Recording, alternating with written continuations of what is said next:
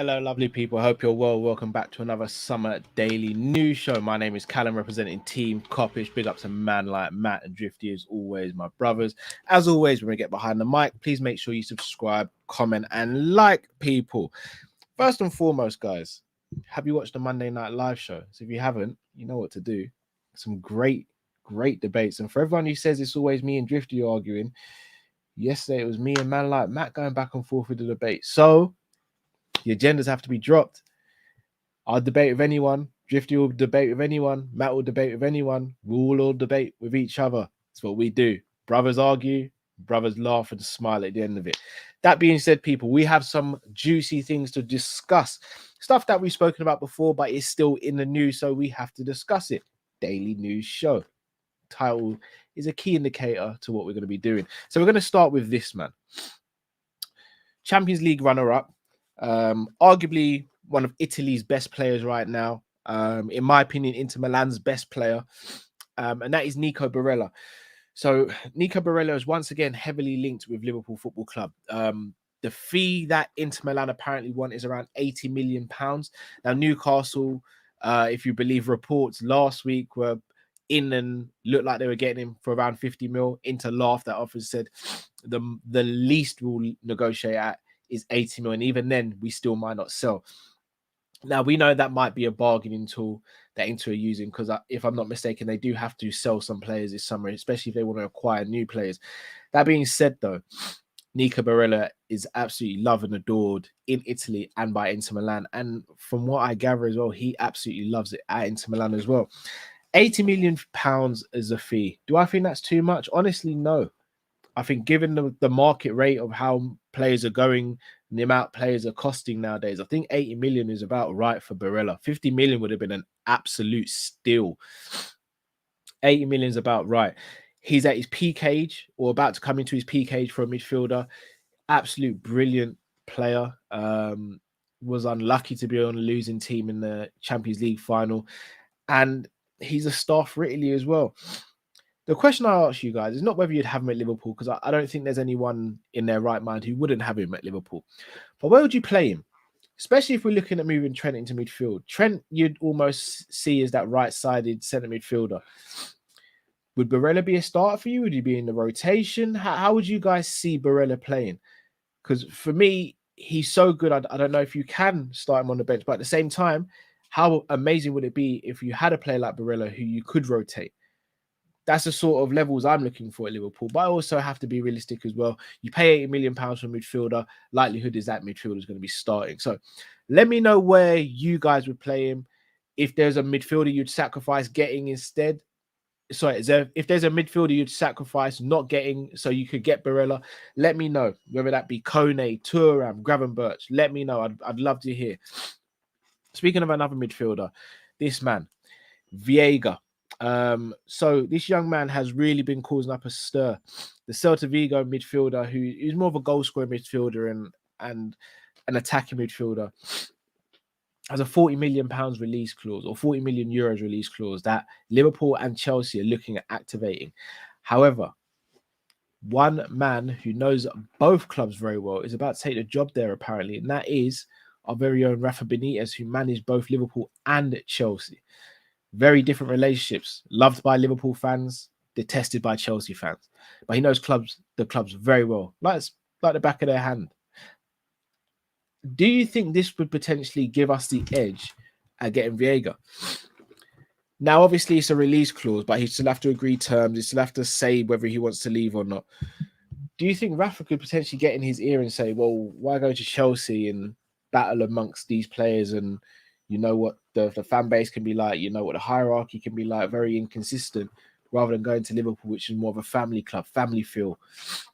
If anyone's going to give us a glowing resume or reference, it's definitely going to be Rafa Benitez, right? Now, obviously, the debate is there whether you'd want him at the club, whether you think he'd fit, etc. Look, if Klopp wants a player, if the Liverpool recruitment team want a player, then we back that player and we get behind it, whether we agree or disagree, and we hope that player comes good. I'd like to know, though, if Liverpool and Chelsea both activate that release clause, who do you think has a better chance? And if Rafa goes there and becomes manager, do you think that puts us in the driving seat? And then also, I've got to ask, would you guys like him at Liverpool? Would you guys like him as an alternative to, say, a Sobozalai? I still am of the feeling that we need a 6, an 8, and a 10. Whether we acquire all 3 of those in one summer or this summer, I doubt. I still have my reservations on whether we'll get another midfielder at all, but that's for a different show. But let me know about Veiga, guys, especially those of you who watch La Liga often. Let me know what you think about this kid and whether you think we should be going all out for him. Next player I want to speak about in the headline, Vandenberg. He's wanted. And I'm not talking about Sepp. I'm talking about his younger brother. That's right. Sepp Vandenberg has a younger brother who also plays football, is also a centre-back, and is also tall as F for his age. He's 18 years old, and apparently he is wanted by a host of clubs, and Liverpool is one of those clubs. Now, you think the relationship we have with Sepp Vandenberg, maybe putting a word to his brother saying, hey, bro, you want to come settle in England? Come stay with me. Maybe. He is 18 years old as a centre-back, so again, he's not going to be a player that we're going to look to start straight away and rely on straight away. But look, me and Drifty spoke about this yesterday. Buying players for cheap, even if you don't play them, but you loan them out and you boost their value and you use that as a way to generate income in the future, I'm all for it.